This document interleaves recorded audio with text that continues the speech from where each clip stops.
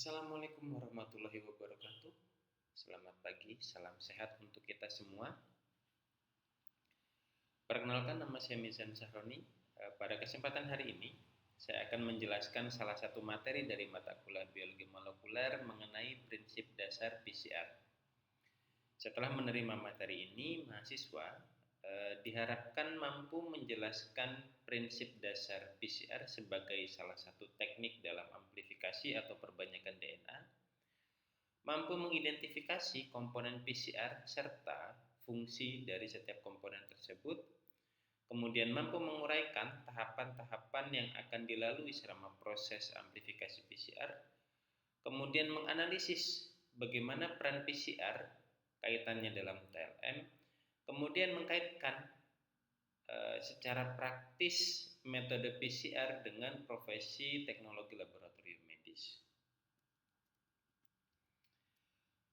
Untuk mengukur target tersebut ada beberapa indikator. Yang pertama, mahasiswa mampu menyebutkan secara akurat dan benar pengertian dan prinsip kerja PCR, kemudian mampu menjelaskan fungsi dari setiap komponen yang terlibat dalam proses PCR, kemudian mampu menyusun tahapan PCR beserta suhu, tujuan serta lama waktunya dari setiap tahapan, kemudian menjelaskan hasil PCR serta metode analisisnya, kemudian memberikan contoh bagaimana aplikasi PCR dalam bidang teknologi laboratorium medis. Materi PCR ini sangat relevan sekali dengan teknologi laboratorium medis. Yang pertama, PCR itu digunakan dalam diagnostik penyakit infeksi. Kalau kita mundur beberapa tahun ke belakang, tepatnya di 2020, pandemi menginfeksi seluruh dunia, menyebar ke seluruh dunia, termasuk di Indonesia, di mana pada pandemi COVID tersebut diagnosis utamanya dilakukan oleh teknologi laboratorium medis dengan metode utama adalah berbasis PCR. Kemudian menjadi dasar pemeriksaan biologi molekuler di laboratorium klinik. TLM sendiri dalam proses PCR atau dalam melaksanakan diagnosis berbasis PCR akan berperan dalam beberapa aspek. Yang pertama, berperan dalam persiapan sampel, pelaksanaan PCR, pembacaan hasil hingga pengendalian mutu, memastikan bahwa pemeriksaannya sudah sesuai. Kemudian PCR sangat relevan karena mendukung kompetensi TLM dalam diagnostik berbasis bukti atau evidence base, terutama di masa sekarang di mana banyak diagnostik berbasis dengan molekuler. Kemudian meningkatkan daya saing pada lulusan TLM di era laboratorium yang lebih modern, yang lebih banyak menggunakan peralatan-peralatan berbasis molekuler. Kita akan masuk ke materinya. Kita akan mulai dari pengertian PCR dulu. Pada dasarnya, PCR adalah amplifikasi DNA secara in vitro. Atau kalau mau kita sederhanakan, PCR adalah fotokopi DNA yang dilakukan di luar sel.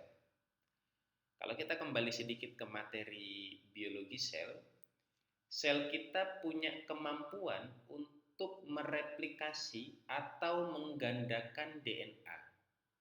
Prosesnya terjadi di dalam sel. Mekanisme yang sama diadopsi oleh peneliti supaya bisa dilakukan di luar sel atau secara in vitro. Kemudian PCR akan menggandakan DNA dari jumlah yang sangat sedikit supaya menjadi jumlah yang lebih banyak atau sangat banyak, sehingga hal tersebut nantinya bisa digunakan untuk mendiagnosis pasien. Pada dasarnya PCR bukan sesuatu yang baru. Masyarakat di Indonesia terutama mungkin familiar dengan PCR secara umum pasca pandemi atau pada saat pandemi, tepatnya pada tahun 2020. Tapi sebenarnya PCR sudah jauh lebih lama ditemukan sebelum waktu itu. Lebih tepatnya, PCR pertama kali ditemukan oleh Karimulis pada tahun 1983. Nah, saat ini di era yang lebih modern, Diagnosis menggunakan PCR dengan target DNA atau RNA itu menjadi pemeriksaan molekuler yang sangat populer dan banyak digunakan. Pada dasarnya, tadi sudah disebutkan bahwa PCR itu meniru proses replikasi DNA yang terjadi secara alami di dalam sel. Perbedaannya, kalau replikasi DNA di dalam sel itu banyak sekali menggunakan enzim, ada beberapa enzim nanti yang akan terlibat, tapi pada PCR peran enzim itu sebagian besar diambil alih atau digantikan dengan mesin, kecuali enzim-enzim tertentu. Nah, untuk mengamplifikasi atau memfotokopi DNA dilakukan dalam siklus. PCR biasanya akan terdiri dari 35 sampai 45 siklus. Setiap siklus nanti akan menggandakan jumlah DNA menjadi 2 kali lipat atau meningkat secara eksponensial. Secara umum, ada beberapa tujuan yang bisa dicapai menggunakan metode PCR. Yang pertama, PCR bisa digunakan untuk mendeteksi mutasi atau modifikasi DNA. Jadi ketika seseorang atau pasien atau individu atau organisme mengalami mutasi, perubahan mutasinya secara pasti bisa diketahui memanfaatkan metode PCR. Kemudian mengidentifikasi penyakit genetik. Apabila seseorang lahir dengan kelainan genetik tertentu bisa dideteksi dengan PCR. Kemudian digunakan untuk diagnosis dan pengobatan infeksi berbasis virus.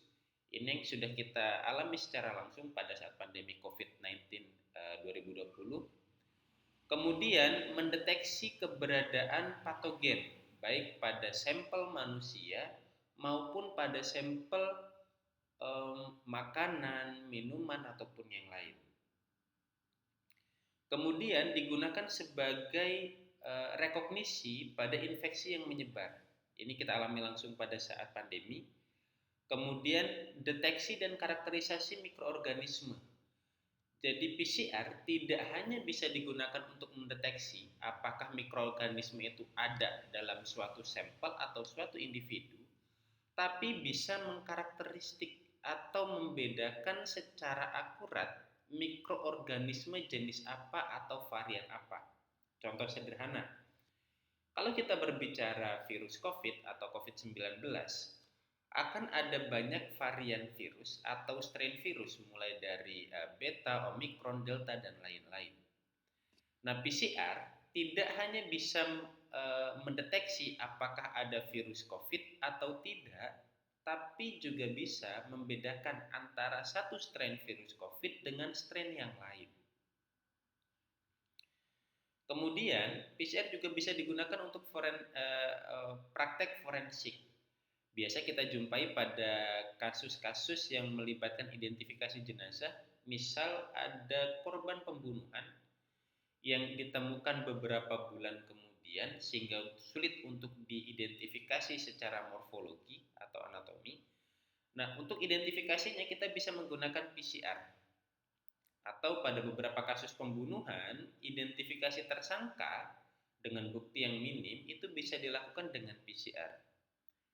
Kemudian bisa digunakan untuk mendeteksi kanker. Salah satu penyakit nomor 1 di dunia sekarang itu bisa dideteksi menggunakan PCR. Kemudian bisa digunakan untuk mendeteksi kelainan genetik dan salah satu aplikasi yang cukup banyak digunakan di bidang bioteknologi terutama bisa digunakan untuk cloning atau memperbanyak mengcloning DNA. Nah, ini adalah beberapa komponen PCR atau beberapa bagian-bagian yang nanti akan terlibat pada saat seorang TLM atau analis kesehatan melakukan prosedur PCR.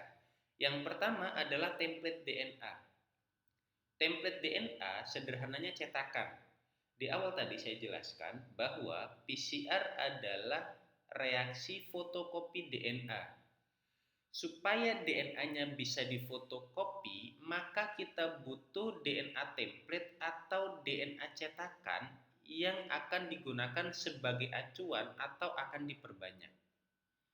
Maka biasanya dalam PCR, sebelum masuk ke proses PCR, ada tahapan awal yang kita sebut sebagai isolasi DNA atau RNA. Untuk konteks TLM, biasanya isolasi nanti diambil dari sampel, misalnya kalau manusia bisa dari sampel darah, swab seperti COVID kemarin, atau diambil dari jaringan, misalnya biopsi pada penderita kanker. Kemudian ada primer. Apa sebenarnya primer? Kita awali dari konsep dasar dulu. Ketika kita mengisolasi DNA, misalnya kita ambil contoh pada pasien COVID kemarin. Ketika DNA dari swab nasofaring diambil, kemudian diisolasi RNA-nya atau DNA-nya, maka semua DNA atau RNA yang ada di dalam sampel akan ikut terambil. Maka dalam DNA atau RNA hasil isolasi akan ada DNA atau RNA manusia, virus, bakteri, jamur, atau patogen yang lain. Kita tidak bisa memilih pada saat isolasi, kita hanya mau mengambil DNA atau RNA virusnya saja. Itu tidak bisa. Sehingga pada template akan terdapat banyak sekali DNA yang bervariasi. Primer di sini berfungsi sebagai penanda yang bertujuan untuk mengenali target DNA tertentu, atau bahasa sederhananya, primer adalah bagian yang memastikan hanya DNA target saja yang akan diperbanyak. Misal, pada saat COVID, swab dari saluran pernafasan diisolasi DNA-nya. Maka di dalam hasil isolasi itu akan ada DNA virus COVID, ada DNA manusia, ada DNA bakteri, ada DNA jamur, atau DNA virus jenis lain. Tugas primer adalah memastikan pada saat amplifikasi terjadi, yang diperbanyak hanya DNA virus COVID saja. DNA bakteri, jamur, atau DNA non-target lain tidak diperbanyak. Dalam PCR, terutama di bidang kesehatan, biasanya kita menggunakan dua primer langsung. Kita sebut sebagai primer reverse dan primer forward yang akan mengenali DNA dari dua bagian yang berbeda. Primer ini sifatnya harus spesifik, artinya hanya bisa menempel pada gen target tertentu. Untuk mencegah, primer ini mengenali bagian DNA non-target, supaya nanti tidak terjadi false positif. Kemudian ada DNA polimerase. Biasanya untuk PCR kita menggunakan Taq polimerase.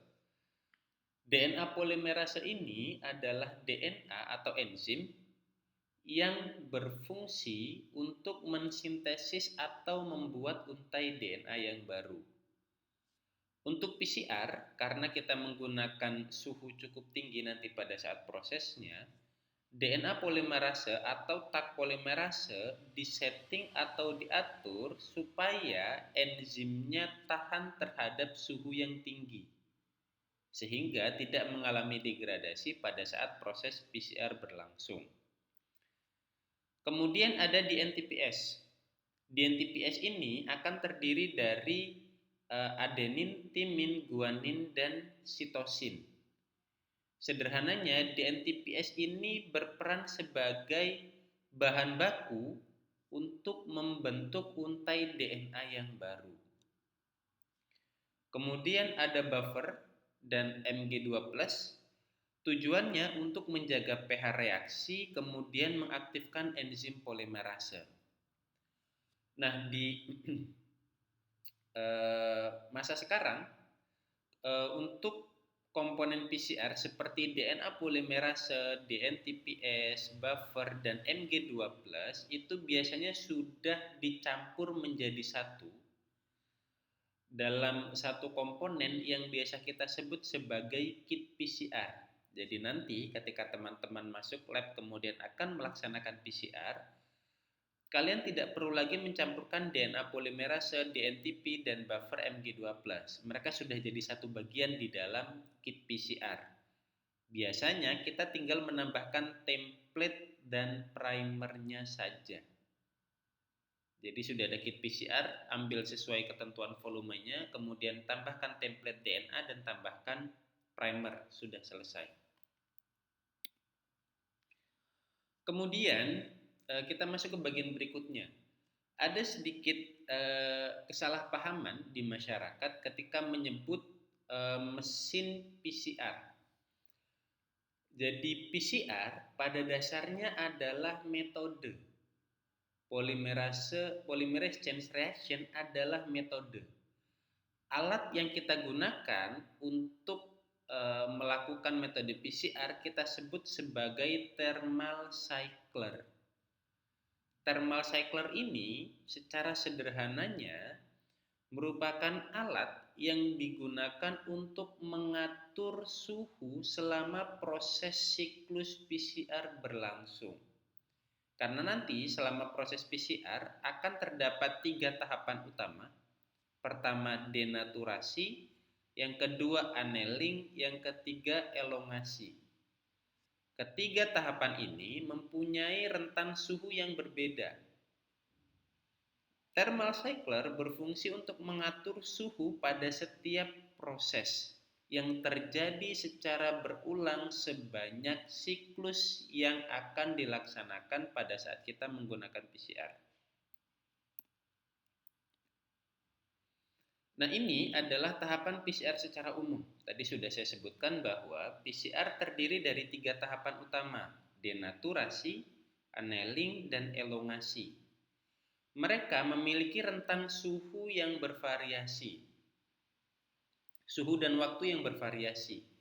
Secara umum, nanti pada saat teman-teman melakukan setting PCR, untuk denaturasi memiliki suhu 94 sampai 95 derajat Celcius dengan rentan waktu bervariasi, tapi standarnya biasa kita pakai 15 sampai 30 detik. Tujuan dari denaturasi adalah memaksa DNA yang masih berbentuk untai ganda supaya berpisah menjadi untai tunggal. Tujuannya supaya masing-masing untai tunggal nanti bisa ditempeli oleh primer sehingga bisa dibentuk untai DNA yang baru. Kalau mereka masih dalam bentuk untai ganda tidak terpisah, maka primer tidak bisa menempel. Efeknya, untai baru tidak bisa disintesis. Kemudian tahapan yang kedua adalah annealing. Annealing adalah tahap atau fase di mana primer itu menempel pada bagian template atau cetakan DNA. Rentan suhunya biasanya 50 sampai 65 derajat dengan rentan waktu bervariasi 20 sampai 40 detik standarnya. Prosesnya yang terjadi pada saat annealing adalah primer forward dan primer reverse akan menempel pada template DNA di bagian gen target atau DNA target. Kalau sudah menempel, baru kemudian dilanjutkan dengan tahapan extension atau elongasi pada suhu 72 derajat Celcius dengan rentan waktu biasanya kurang lebih 1 menit. Pada proses ini yang terjadi adalah DNA polimerase atau Taq polimerase akan menyusun untai DNA yang baru. Jadi pada tahap elongasi, DNA polimerasenya akan membentuk untai DNA yang baru sesuai dengan cetakan atau template dari DNA target.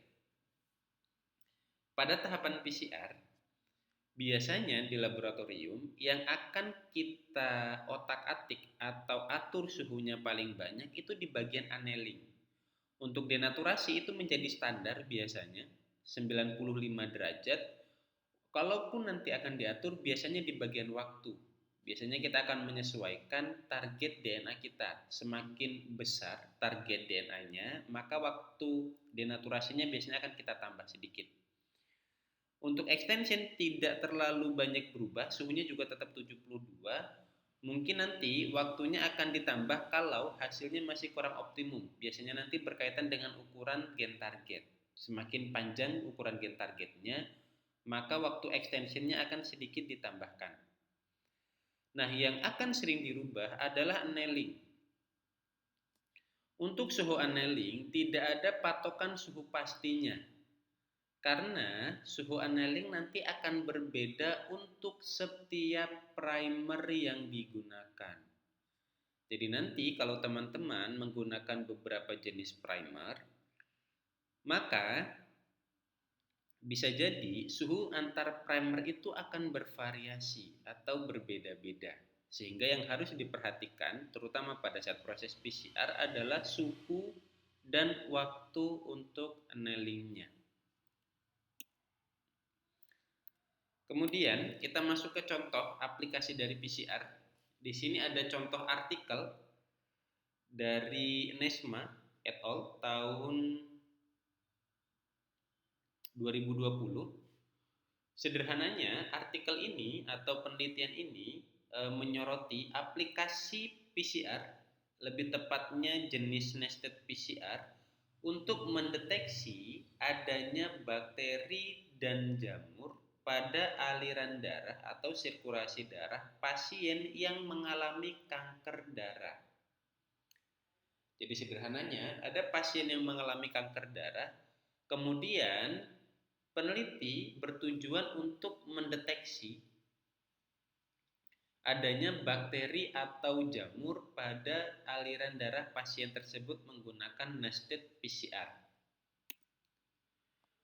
Nah, tadi sudah saya jelaskan sebelumnya bahwa salah satu komponen utama PCR adalah primer. Dalam beberapa aplikasinya, PCR bisa menggunakan beberapa primer sekaligus. Tapi kan tadi disebutkan bahwa PCR itu untuk setiap primer punya annealing yang berbeda-beda, tergantung primernya. Ya, itu benar. Maka pada PCR, metode PCR yang menggunakan beberapa primer sekaligus, kita sebut sebagai multiplex, biasanya primer yang dipilih adalah primer yang memiliki rentan suhu annealing yang berdekatan. Contoh, di sini menggunakan primer contoh untuk bakteri, kita menggunakan primer EXT-BAC forward, EXT-BAC reverse ini untuk bakteri.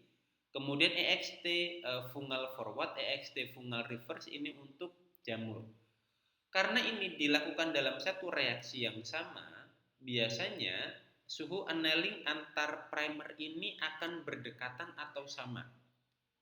Misalnya sama-sama di suhu 60 atau berdekatan, rentannya tidak terlalu jauh, misalnya 59 dan 60. Itu masih bisa di-running secara bersamaan. Nah, setiap primer akan memiliki urutan yang berbeda, menyesuaikan antara forward dan reverse-nya nanti. Dari mana kita dapat informasi primer ini? Kita sudah ada semacam database yang biasa digunakan untuk mencari referensi primer. Kemudian ini adalah protokol dari PCR-nya, kita fokus ke bagian amplifikasinya. Karena kita menggunakan nested PCR, maka akan ada dua tahapan PCR yang dilakukan, PCR tahap pertama dan PCR tahap kedua, yang secara umum prosesnya tidak akan terlalu berbeda jauh, hanya berbeda di beberapa bagian, terutama di bagian suhu dan waktu saja. Tapi tahapannya secara umum akan sama. Misal, akan terdiri dari tahapan denaturasi, kemudian siklusnya 40. Di awal tadi saya sebutkan bahwa biasanya siklus PCR itu antara 35 sampai 45 siklus. Di sini menggunakan 40 siklus. Denaturasinya 94 derajat selama 2 menit. Kemudian ini inisial denaturasi atau pre-denaturasi disebutnya. Kemudian siklusnya ada 40, yang diulang selama 40 kali adalah denaturasi. ini adalah denaturasi pada suhu 94 derajat selama 45 menit.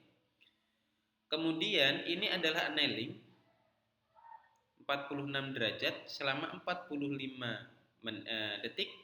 Kemudian ini adalah extension 72 derajat selama 1 menit, kemudian dilanjutkan dengan final extension selama 2 menit. Ini untuk tahapan pertama.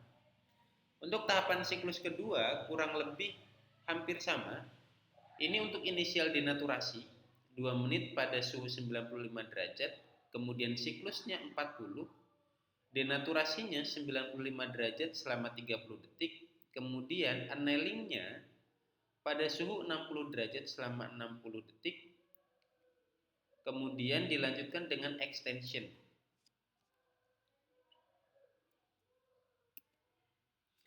Nah, hasil dari PCR ini menggunakan PCR konvensional, jadi hasilnya masih kita amati menggunakan agarose elektroforesis. Yang bisa kita lihat di sini, targetnya untuk gen bakteri, targetnya berada pada ukuran 610 base pair. Kalian perhatikan, munculnya pita berwarna putih itu menunjukkan bahwa pada kode pasien atau sampel nomor 2, 6, 7, 8, 11, dan seterusnya, itu ditemukan infeksi bakteri yang ditandai dengan munculnya pita untuk gen bakteri pada ukuran 610 base pair. Kita tahu karena kita menggunakan letter atau marker DNA. Kemudian di sebelahnya adalah gen target untuk fungal atau bakteri. Sehingga kita bisa tahu sampel mana saja yang positif infeksi bakteri dan positif infeksi jamur. Kemudian ini adalah pendetailan hasil dari PCR tadi. Kita fokus ke tabel 5. Tabel 5 akan menyoroti perbandingan metode deteksi dengan nested PCR dibandingkan dengan deteksi konvensional menggunakan kultur darah. Hasilnya pada tabel 5 kita perhatikan, kalau menggunakan nested PCR, positifnya ada 37, negatifnya ada 3. Kalau kita menggunakan nested PCR. Sedangkan kalau menggunakan kultur darah, positifnya ada 19, sedangkan negatifnya ada 21. Secara statistik ini berbeda signifikan, yang menunjukkan ada sampel yang terdiagnosis negatif pada saat identifikasi atau deteksi menggunakan kultur darah, dia terdeteksi positif ketika dideteksi menggunakan nested PCR. Ini salah satu keunggulan dari metode PCR saat kita gunakan untuk mendeteksi patogen, baik itu virus, bakteri, jamur, dan sejenisnya. Di mana sensitivitas dari PCR ini lebih sensitif, lebih tinggi sensitivitasnya. Jadi ketika jumlah bakteri atau jamurnya itu bahkan sangat sedikit, dia bisa terdeteksi positif. Yang ditunjukkan dalam hasil ini, ada perbedaan jumlah positif ketika menggunakan kultur darah dengan menggunakan PCR. Itu adalah salah satu alasan kenapa di masa sekarang deteksi infeksi virus, bakteri, jamur, atau deteksi penyakit yang lain banyak menggunakan asam nukleat berbasis PCR, baik itu targetnya DNA atau RNA, karena sensitivitasnya lebih tinggi, akurasinya lebih bagus. Oke, saya rasa cukup materi yang saya sampaikan pada kesempatan hari ini. Semoga materinya bisa diterima dan mudah dipahami. Kurang lebihnya saya mohon maaf. Saya akhiri. Wassalamualaikum warahmatullahi wabarakatuh.